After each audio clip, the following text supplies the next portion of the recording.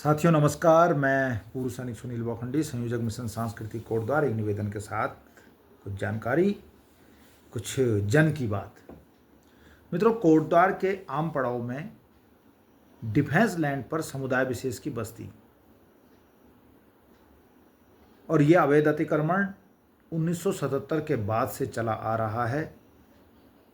इसकी पृष्ठभूमि यह है कि वर्ष 1958 से लेकर के 26 दिसंबर 1977 तक नगरपालिका कोटद्वार ने डिफेंस लैंड में से, जो कि कुल 7.55 एकड़ है, उसमें से 2.8 एकड़ जमीन लीज पर ली थी, जिसमें से 0.58 एकड़ नगरपालिका नंबर 2 के रूप में स्थित है।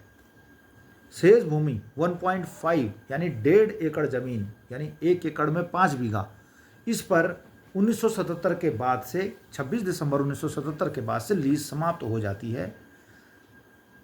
तो कानूनी तौर पर यह जमीन नगर पालिका को वापस देनी चाहिए थी डिफेंस को। मित्रों, डिफेंस लैंड क्यों दी जाती है? हम सब जानते हैं कि देश में लॉ एंड ऑर्डर की सिचुएशन,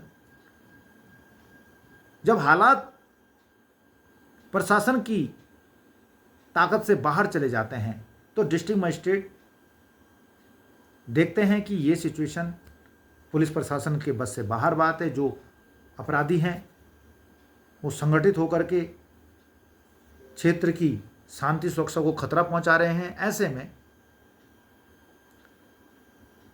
सेना को फिर अपना काम करना पड़ता है क्षेत्र की जनता की सुरक्षा के लिए।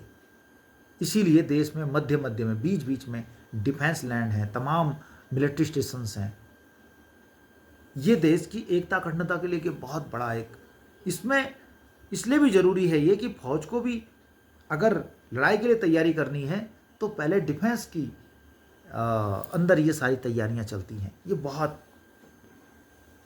आज जो गढ़वाल राइफल्स या देश की सेना सीमा पर अपने सिर से लेकर पैर तक की धड़ की बाजी लगा करके देश की सीमा को बचाने का काम कर रही है, कोटद्वार की घटिया राजनीति उस फौज की जमीन पर भी राजनीति करके वहां पर मुस्लिम बस्ती बसाती है। और आज उस मुस्लिम बस्ती के अंतर्गत तमाम बांग्लादेशी और रोहिंग्या वहीं बसाए जा रहे हैं, जबकि डिफेंस लैंड पर अवैध अतिक्रमण के बाद दुमंजिल तिमंजिल मकान वहां पर बना दिए गए हैं, बिल्कुल गैर कानूनी। आप अपनी फौज के साथ ऐसा कैसे कर सकते हैं? आप फौज के साथ राजनीति, और वो भी इस कदर की घटिया राजनीति।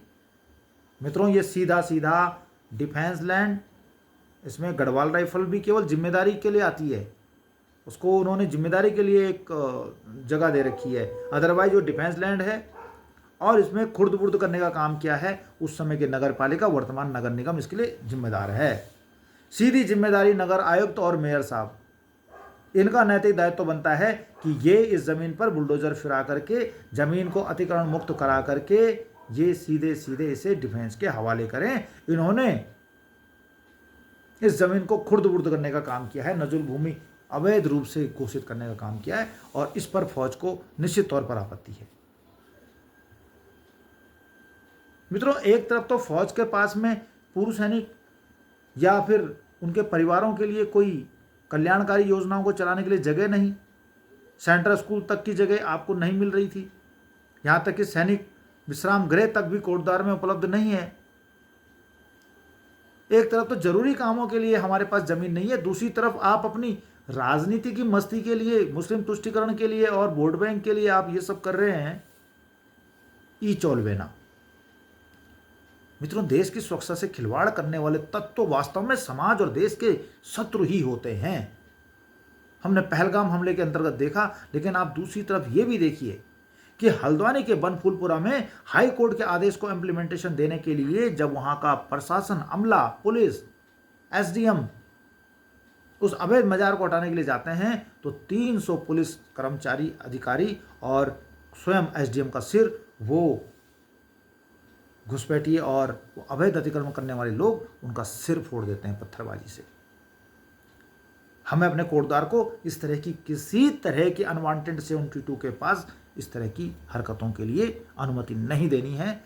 हमें इस तरह के तत्व फौज की जमीन पर जिहादी एक्टिविटी के लिए, रोहिंग्याओं बांग्लादेशियों को पालने के लिए, माफ़ कीजिएगा, ये ज़मीन खाली करनी पड़ेगी। और इसके लिए हम कृत संकल्प हैं। माननीय गणेश जोशी जी, माननीय सैनिक कल्याण मंत्री, आपने जो है इसमें संज्ञान लिया है। माननीय राजनाथ सिंह जी को सूचना कर दी गई है, उनके कार्यालय में पत्र जा चुका है। और माननीय गणेश जोशी जी के माध्यम से माननीय मुख्यमंत्री पुष्कर सिंह धामी जी को पत्र जा चुका है। साथ ही डिस्ट्रिक्ट मजिस्ट्रेट पौड़ी को भी जांच के लिए आख्या चली जा चुकी है। साथ ही डीईओ उत्तराखंड सरकार देहरादून मुख्य कार्यालय को भी पत्र जा चुका है। ये अवैध अतिक्रमण तो हटाना पड़ेगा।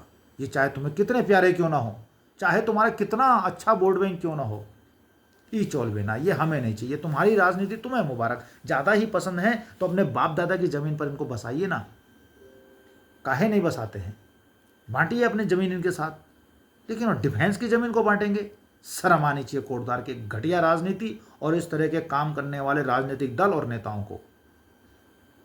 मित्रों तैयार हो जाइए, हमें इसके ऊपर चाहे अतिक्रमण मुक्त कराने के लिए मर्जी जो कार्यक्रम करना पड़े, मर्जी जो अभियान चलाना पड़े।